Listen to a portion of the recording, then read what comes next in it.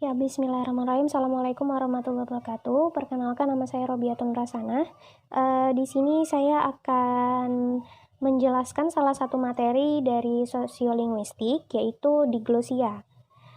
Sebelumnya saya akan membacakan diglosia, apa itu secara etimologis, kemudian pendapat dari para ahli, contoh dari salah satu penelitian, kemudian saya akan memberikan simpulan dari apa yang saya sampaikan. Yang pertama yaitu istilah diglosia.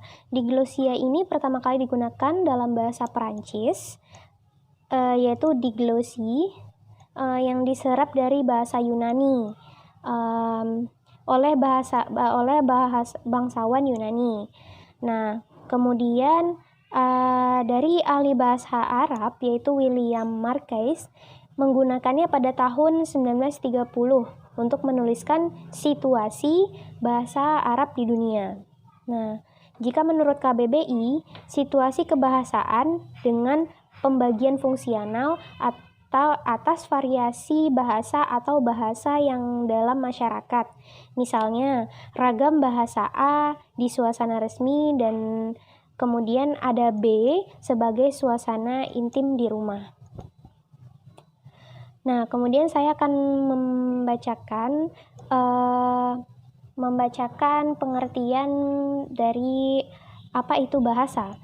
Bahasa juga dapat diartikan sebuah sistem, artinya bahasa itu dibentuk oleh sejumlah komponen yang berpola secara tetap dan dapat dikaidahkan.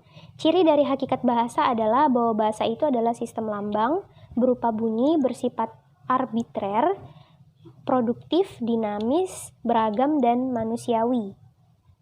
Nah, macam-macam bahasa di dunia ini sangat beragam, terutama di Indonesia, yang mempunyai banyak suku bangsa, budaya, dan bahasa. Proses menguasai bahasa itu melibatkan soal luaran seperti latar belakang sosial penutur, kedudukan, kebudayaan penutur dalam masyarakat itu sendiri. Ya, kemudian dalam fungsinya, bahasa juga mampu merubah keadaan seseorang tanpa kita sadari ataupun kita sadari. Nah, seperti marah, bahagia, sedih. Orang akan marah ketika mendapat pesan yang menyinggung dan orang akan tersanjung ketika orang menyanjungnya gitu kan. Dan orang akan merasa tegang ketika dia mendapatkan rangsangan melalui otak kanannya. Jadi bahasa itu mempengaruhi otak kanan juga. Kemudian, ini pendapat dari para ahli, yaitu Susmita 2015, halaman 1, mengatakan bahwa anak manusia mewarisi kesanggupan biologis untuk menguasai dan menggunakan bahasa, dan warisan ini bisa menjelaskan ciri-ciri universal yang terdapat dalam suatu bahasa-bahasa yang belum diketahui, tetapi tidak mewarisi sebuah bahasa tertentu. Anak-anak sejak kecil dikenalkan dengan bahasa ibu, akan menggunakan bahasa ibunya dan memenuhi kebutuhan seperti berkomunikasi dengan lingkungan sekitarnya. Kemudian, di sini ada dari Simantupang 2018, bahasa memiliki peranan penting dalam kehidupan sosial, sebagaimana telah dinyatakan oleh Fishman bahwa who speak that language to whom and when. Artinya, berbicara bahasa apa, siapa, dan kapan. Kemudian, ini menurut Ferguson, dalam Cair dan Agustina 2004 halaman 92 menggunakan istilah diglosia untuk menyatakan keadaan suatu masyarakat di mana terdapat dua variasi dari satu bahasa yang hidup berdampingan dan masing-masing mempunyai peranan tertentu. Nah, kemudian dari Ferguson dalam Sumarsono dan Pratama 2002 halaman 36 sampai 37, diglosia adalah sejenis pembakuan bahasa yang khusus di mana dua ragam bahasa berada berdampingan di dalam keseluruhan masyarakat bahasa dan di mana masing-masing ragam bahasa itu diberi fungsi sosial tertentu. Nah, di sini maksudnya fungsi sosial ini ada kalangan atas dan kalangan yang bawah gitu. Kemudian dari Ahmad dan Abdullah 2002 halaman 164 memaparkan bahwa diglosia diidentikan dengan situasi kebahasaan yang menunjukkan adanya pemakaian bahasa tinggi dan rendah dalam suatu masyarakat tutur. Nah, terakhir, menurut Ferguson, Diglosia adalah fenomena penggunaan ragam bahasa yang dipilih sesuai dengan fungsinya. Diglosia dalam masyarakat bahasa yang memiliki satu bahasa dengan dua ragam, tinggi dan rendah. Nah, jadi dua ragam itu maksudnya tinggi dan rendah yang memiliki peranan masing-masing. Penggunaan dua bahasa atau lebih merupakan fenomena yang bisa terjadi. Nah, penggunaan dua bahasa ini bisa seperti bilingual dan dwi bahasa. Bilingual atau dwi bahasa. Bahasa daerah sebagai salah satu warisan budaya nasional harus dipelihara dan tumbuh dikembangkan agar nilai-nilai budaya yang berkembang di dalamnya tetap hidup di tengah masyarakat. Jadi di sini bisa kita ambil contoh seperti budaya bahasa Jawa, di mana bahasa tersebut dibedakan untuk yang lebih tua bagaimana, untuk yang lebih muda bagaimana, untuk yang teman sebaya bagaimana, seperti itu. Kemudian dari pemaparan yang saya sampaikan dari beberapa ahli dapat diambil kesimpulan bahwa diglosia merupakan situasi kebahasaan yang menunjukkan adanya penggunaan bahasa tinggi dan bahasa rendah yang disesuaikan dengan situasi komunikasinya. Nah, kemudian ragam tinggi digunakan untuk berkomunikasi pada situasi yang resmi seperti pada lingkup pemerintahan, pendidikan, sedangkan ragam rendah digunakan untuk situasi yang tidak resmi seperti percakapan dengan teman, saat terjadi transaksi jual beli, dan lain-lain sebagainya. Nah, kemudian diglosia ini berkaitan dengan dwibahasan atau bilingual. Nah, dwibahasan itu apa? Dwibahasan adalah mereka yang dapat menggunakan dua bahasa, tetapi ini pun tingkatannya bermacam-macam, dari tingkatan dwibahasan permulaan, yaitu mereka yang sedang mempelajari bahasa kedua pada langkah awal, sampai kepada mereka yang menguasai bahasa kedua dengan baik. Mereka yang telah menguasai bahasa kedua itu dengan baik, sehingga dapat dibandingkan dengan penguasaan para penutur asli. Nah, faktor yang menimbulkan kedwibahasaan itu adanya intensitas penggunaan bahasa Indonesia yang sekarang lebih banyak digunakan daripada bahasa daerah. Nah, itu contohnya. Nah, hal tersebut terjadi karena lingkungan keluarga, pergaulan, masyarakat, serta kemajuan teknologi komunikasi sekarang. Nah, kemudian metode penelitian dari diglosia ini sendiri.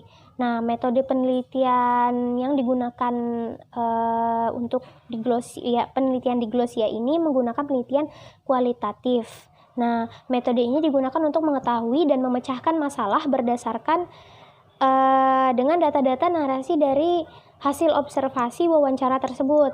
Nah, di sini Ferguson membicarakan diglosia itu dengan mengambil contohnya ada 4 buah masyarakat tutur dengan bahasa mereka. Keempat masyarakat tutur itu adalah masyarakat tutur bahasa Arab, Yunani, modern, Swiss, Creole, Haiti. Nah, diglosia ini dijelaskan oleh Ferguson dengan mengetengahkan 9 topik. Nah, 9 topik itu ada fungsi, prestis, warisan sastra, pemerolehan, standarisasi, stabilitas, gramatika, leksikon, dan fonologi. Nah, itu singkatnya. Kemudian, fungsi dari kriteria diglosia ini sangat penting karena dua variasi tersebut kita bisa melihat adanya dialek tinggi dan dialek rendah. Nah, seperti kan tadi contohnya ada bahasa Arab, saya mengambilnya bahasa Arab saja. Ketika berbicara bahasa Arab Quran, itu bahasa Arabnya tinggi. Kemudian ketika bahasa Arab digunakan untuk bukan formal, itu namanya bahasa Arab Korea. Jadi orang-orang Arab itu berbicara bahasa Arab, akan tetapi bahasa dan dialeknya itu berbeda, begitu. Kemudian ada contoh lagi, yaitu dari penelitian yang dilakukan oleh Endang Iriani. Nah, penelitian Endang Iriani ini menggunakan pendekatan Ferguson, yaitu kesimpulannya penelitiannya tentang bahasa Sunda dan bahasa Jawa.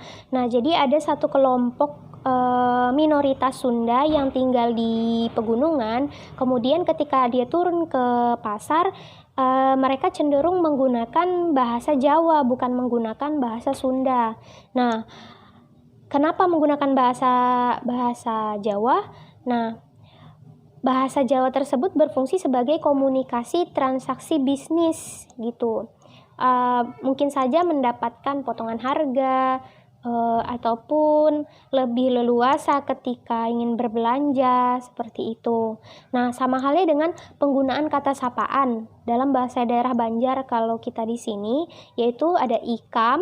Ikam itu untuk non formal atau teman sebaya, kemudian pian itu untuk yang lebih tua atau yang lebih di atas.